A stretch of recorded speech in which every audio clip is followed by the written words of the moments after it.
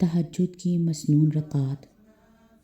سوال یہ پیدا ہوتا ہے، کیا 20 رکعت تراویح اگر پڑھ لیں تو اس میں کوئی حرج تو نہیں؟ آئیے اس کے متعلق اپنی مکمل اصلاح کرتے ہیں۔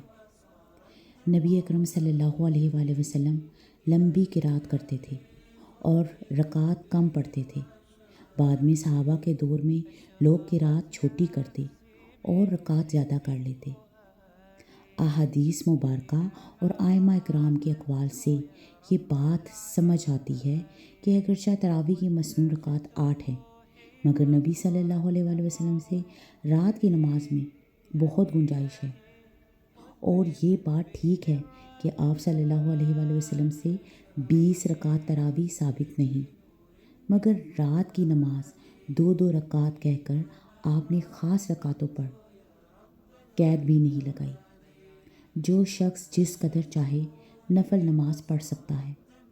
نبی اکرم صلی اللہ علیہ وآلہ وسلم بھی رات کی نفل نماز میں کبھی 7، کبھی 9 اور کبھی 13 رکعت پڑھتے تھے، اور ساتھ میں آپ کا یہ فرمان کہ رات کی نماز 2 رکعت ہے، اس بات کی دلیل ہے جو شخص جتنی رکعت چاہے پڑھ سکتا ہے، مگر اس کے متعلق بھی اپنی اصلاح کرتے ہیں کہ خود کو تنگی میں ڈالنا درست نہیں۔ دیکھنے میں آتا ہے کہ اکثر لوگ نیند کے جھٹکوں میں زیادہ رکعت تراویح پڑھتے ہیں، تو یہ عمل درست نہیں۔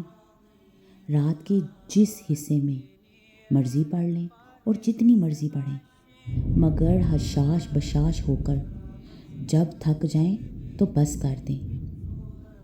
صحیح بخاری کی حدیث ہے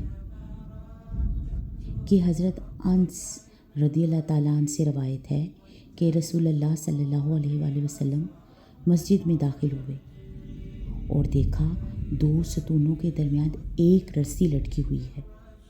آپ صلی اللہ علیہ وآلہ وسلم نے پوچھا، یہ کیا ہے؟ صحابہ اکرام نے عرض کی، یہ حضرت زینب رضی اللہ تعالیٰ عنہا نے رسی باندھی ہے، وہ نماز پڑھتی رہتی ہیں، جب سست پڑتی ہیں یا تھک جاتی ہیں تو اس کو پکڑ لیتی ہیں۔ آپ صلی اللہ علیہ وآلہ وسلم نے فرمایا، اسے کھول دو۔ فرمایا، تم میں سے ہر شخص نماز پڑھے جب تک دل لگا رہے، جب سست پڑ جائے یا تھک جائے تو بیٹھ جائے۔ اگلی روایت میں ہے کہ حضرت عائشہ رضی اللہ تعالیٰ عنہا نے فرمایا کہ میرے پاس بنو اسد کی ایک عورت بیٹھی تھی، نبی کریم صلی اللہ علیہ وآلہ وسلم تشریف لائے تو ان کے متعلق پوچھا کہ یہ کون ہے؟ میں نے کہا کہ یہ فلاں خاتون ہے جو رات بھر نہیں سوتی، اور ان کی نماز کا آپ صلی اللہ علیہ وآلہ وسلم کے سامنے ذکر کیا گیا، لیکن آپ صلی اللہ علیہ وآلہ وسلم نے فرمایا کہ بس تمہیں صرف اتنا ہی عمل کرنا چاہیے جتنے کہ تم میں طاقت ہو، کیونکہ اللہ تعالیٰ تو ثواب دینے سے تھکتا ہی نہیں، تم ہی عمل کرتے کرتے تھک جاؤ گے۔